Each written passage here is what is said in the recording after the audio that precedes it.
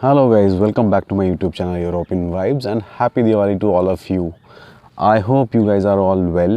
और थोड़ा सा गैप हो गया इस वीडियो में, 10 दिन का गैप डल गया। अदरवाइज़ मेरी वीडियोस में 3 से 4 दिन का गैप होता था, नई वीडियो डाल देता था मैं। थोड़ा बिजी था पिछले दिनों में और आगे फिर 10-12 डेज़ के लिए बिज़ी रहूँगा। और ये वीडियो थोड़ा इंपॉर्टेंट हो गया था डालना अर्जेंटली, बिकॉज बहुत सारे मैसेजेस आ रहे थे, कमेंट्स आ रहे थे, क्वेरीज थी, क्वेश्चंस थे लोगों के और शायद उनके लिए भी अर्जेंट हो गए, इसीलिए वो डाल रहे थे। तो मैंने सोचा कि फटाफट टाइम निकाल के ये वीडियो बना लेता हूँ जिसमें मैं सारे क्वेश्चंस के आंसर दे दूँगा, जितना भी आपने कमेंट सेक्शन में क्वेरीज करी हुई हैं या मेरे को मैसेजेस आए हैं या कॉल्स आई हैं। तो all together I'll answer all the queries here in this video. So before I start the video, I would like to request you please do subscribe my channel if you are new to my channel, because आने वाले दिनों में बहुत अलग अलग countries के बारे में, डेस्टिनेशंस के बारे में इंपॉर्टेंट इन्फॉर्मेशन दूंगा, जिसमें आपको शायद कोई ना कोई फ़ायदा कहीं ना कहीं मिल जाएगा, या आपके पैसे बच जाएंगे, या आपको ऐसी इन्फॉर्मेशन मिल जाएगी जो आपको कहीं और नहीं मिल रही होगी। तो प्लीज़ कर लीजिएगा। तो चलिए स्टार्ट करते हैं वीडियो को।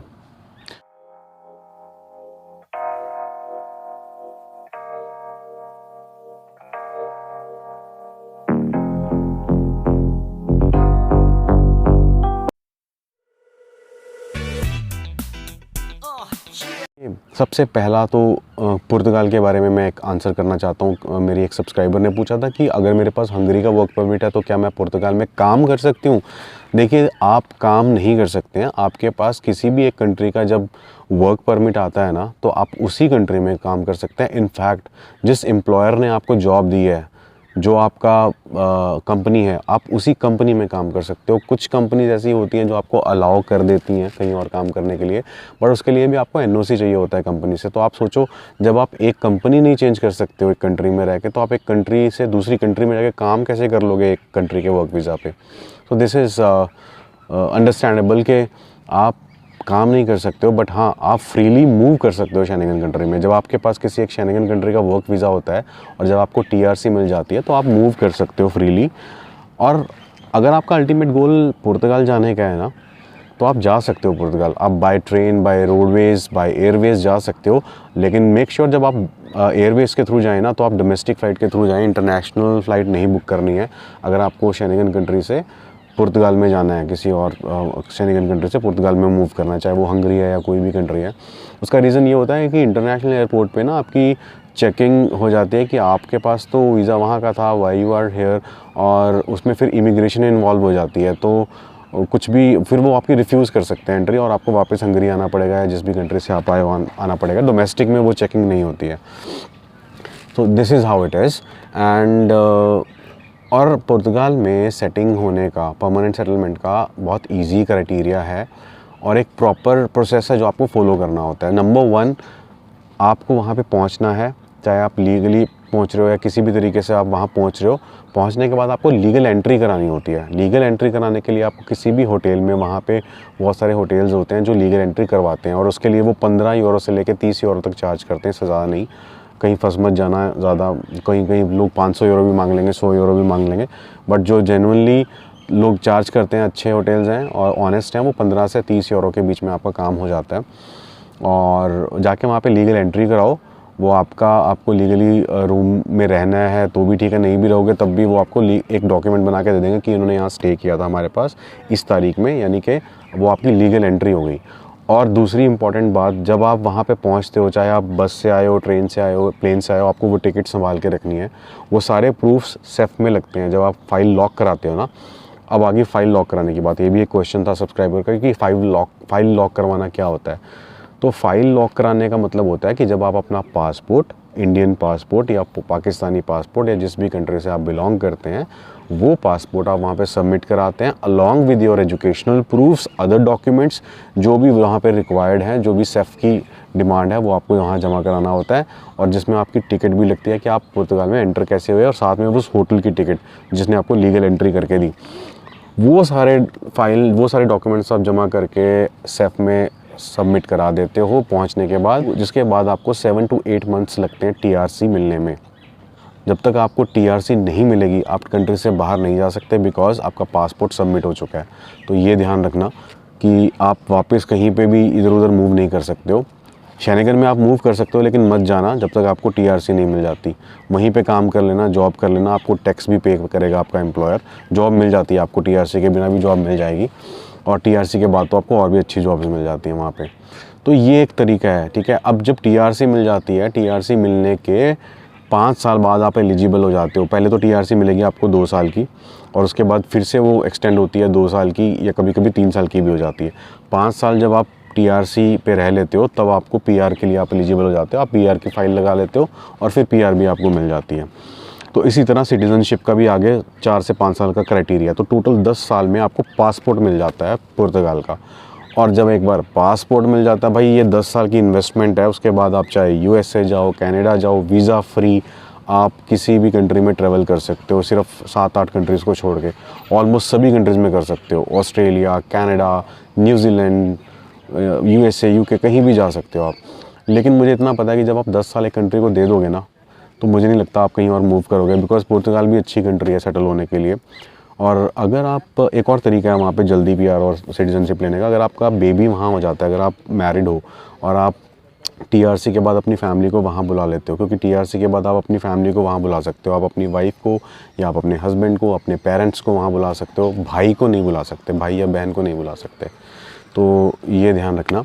और जब आपको वो मिल जाते हैं तो फिर उसके बाद आप जो है अगर आप अपनी फैमिली को वहाँ बुलाते हो टीआरसी पे, और आपका बेबी अगर वहाँ हो जाता है, तो वो तो डायरेक्ट सिटीज़न है वहाँ पे, और उसके बेसिस पे आपको पीआर मिल जाती है इमीडिएटली।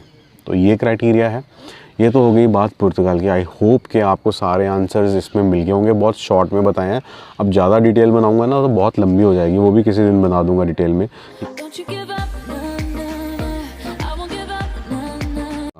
एक मेरे भाई है गगन, वो है सऊदी अरब से, अभी मतलब वैसे पंजाब से है, सऊदी अरब में वो जॉब कर रहा है, और उसको वहाँ पे 2 साल हो गए हैं। तो उसका क्वेश्चन था कि सर मुझे शेनेगन में एंटर करना है, तो मैं कैसे करूँ, स्टूडेंट वीज़ा से जा सकता हूँ? देखो यार, तुम स्पेन के लिए पूछ रहे थे मुझसे कि स्पेन में मैं लैंग्वेज कोर्स के लिए जाना चाहता हूँ। लैंग्वेज कोर्स के लिए आप जा सकते हो, लैंग्वेज कोर्स के लिए आइल्स मैंडेटरी नहीं है। तो लेकिन जब आपका एम्बेसी में इंटरव्यू होगा, आपको इतनी इंग्लिश तो आनी चाहिए कि आप उनके क्वेश्चंस के, पहले तो उनके क्वेश्चन समझ पाओ, फिर उनका सही आंसर दे पाओ, तभी आपको वीज़ा मिलता है। नहीं तो वीज़ा ग्रांट नहीं होता है, इतना इजीली नहीं मिलता है। सिंपल सा लॉजिक समझो यार, आप स्पेनिश पढ़ने जा रहे हो, लैंग्वेज कोर्स पे जा रहे हो स्पेन में, तो स्पेनिश पढ़ोगे। स्पेनिश पढ़ाने के लिए वो आपको किस लैंग्वेज में पहले समझाएंगे? इंग्लिश में ही समझाएंगे ना, कॉमन लैंग्वेज। हिंदी तो नहीं आती उनको, और डायरेक्टली स्पेनिश को स्पेनिश में तो नहीं सिखाएंगे। तो इंग्लिश तो आनी चाहिए, तभी मिलेगा। बहुत सारे क्या, सभी एजेंट बोल देंगे कि हो जाता है, बोल देते हैं। वो अपनी कंसल्टेशन फ़ी एक्चुअली बाद में लेते हैं, लेकिन जो कॉलेज की फ़ीस है वो आप ही से भरवाएंगे। तो वो पैसा फंस जाना, 2-3 महीने का टाइम ख़राब होना, फिर जो पैसा कट के आता है फ़ीस का, अगर रिफ्यूज़ल हो जाता है तो बहुत नुकसान होता है यार। ओवरऑल प्रोसेस में ना टाइम का ज़्यादा दुख होता है। पैसा तो चलो आप फिर कमा लेते हो, लेकिन जो टाइम ख़राब हो जाता है वो बहुत वो होता है। बेटर ये है, अगर आपके पास पैसे हैं और अगर आप कमा रहे हो ना, तो जहाँ भी हो, जिस भी कंट्री में हो, वहाँ से ना कंट्रीज़ को ट्रैवल करना शुरू कर दो, नियर बाय कंट्रीज़ को। जैसे यूरोपियन कंट्रीज़ कर लो पहले, नॉन शेंगन जोन में आती है, जैसे यूक्रेन, क्रोएशिया, रोमानिया, सर्बिया, इन कंट्रीज़ में ट्रैवल करना शुरू कर दो। बहुत सारी कंट्रीज़ हैं, और धीरे धीरे 3-4 कंट्रीज़ करने के बाद 5वीं कंट्री आप शेंगन ट्राई करो, आपको टूरिस्ट वीज़ा के चांसेस हैं मिलने के। रिफ्यूज़ भी हो जाएगा तब भी कोई टेंशन नहीं है, फिर 1-2 कंट्रियाँ घूम लेना, फिर ट्राई कर लेना, मिल जाता है। और बहुत जल्दी नेक्स्ट वीडियो में मैं आपको रिवील करने वाला हूँ कि मैं यूक्रेन जा रहा हूँ। चलो ये तो मैं अभी बता देता हूँ कि मैं यूक्रेन जा रहा हूँ, कैसे जा रहा हूँ, किस पर्पज़ से जा रहा हूँ, और क्या प्लान है मेरा आगे का, वो अगली वीडियो में बताऊँगा। स्टे ट्यून्ड, आगे बताऊँगा वीडियो में। और बट हाँ, जा रहा हूँ मैं नेक्स्ट मंथ, और अभी थोड़ा बिज़ी रहने वाला हूँ 10-12 दिन, बहुत सारे काम निपटाने हैं, इसलिए अगली वीडियो भी थोड़ा 10-12 दिन के बाद ही डालूँगा। और ये आंसर्स करने थे यार मुझे। इसके अलावा मुझे किसी ने पूछा था कि सर अगर हंगरी में भी तो पीआर मिल जाती है 3 साल में, तो क्या मैं वो पीआर ट्रांसफ़र करा सकता हूँ किसी और शेंगन कंट्री में? यार ये बिल्कुल ही लॉजिकल क्वेश्चन है, ऐसा नहीं होता है। आप किसी एक कंट्री में रह रहे हो, वहाँ जॉब कर रहे हो, टैक्स वहाँ पे कर रहे हो, तो आपको वहाँ की गवर्नमेंट इसीलिए तो पीआर दे रही है ना, क्योंकि आप उनके साथ लॉयल हो या आप टैक्स पे कर रहे हो, कंट्रीब्यूट कर रहे हो ना उनकी इकॉनमी में, तभी तो दी है। तो आपको दूसरी कंट्री क्यों किसी और कंट्री में कंट्रीब्यूशन के लिए आपको पीआर वो आपको ट्रांसफ़र कर देगी? ऐसा नहीं होता है, ये नहीं होता किसी भी कंट्री, वर्ल्ड में कहीं भी नहीं होता है। आप जहाँ रहते हो, जहाँ पे टैक्स पे करते हो, वहीं की गवर्नमेंट आपको पीआर देती है, फिर धीरे धीरे सिटीजनशिप देती है। तो ये थे क्वेश्चन, आई थिंक ये सब जो मेरे को इम्पॉर्टेंट लगे थे आंसर करने के लिए। और इसके अलावा दुबई की भी एक क्वेरी थी कि दुबई में कैसे जा सकते हैं। दुबई का आजकल यार 5 साल का मल्टीपल एंट्री वीज़ा मिल रहा है, जिसमें आपको 3 लाख से लेकर 4 लाख अगर आपके अकाउंट में है, और अगर आपके, और वो 6 महीने पुराने होने चाहिए, और अगर आपके बैंक में अच्छा ट्रांजैक्शंस होती हैं, अच्छा इन द सेंस 30-40 हज़ार सैलरी आपकी आती रहती है रेगुलर, तो उसमें जल्दी वीज़ाज़ मिल रहे हैं, वो आप देखने के लिए विज़िट कर सकते हो वहाँ पे।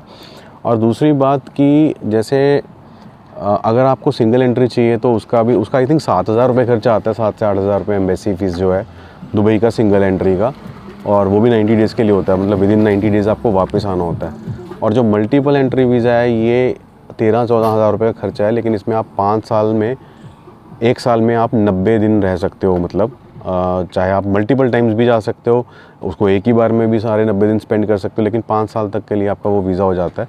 उसका कोई स्टैम्प, कोई ठप्पा नहीं लगेगा आपके पासपोर्ट पे, ये मैं बहुत बता दूँ आपको, बहुत लोगों को पता नहीं होगा। वो सिर्फ उनके रिकॉर्ड में रहेगा।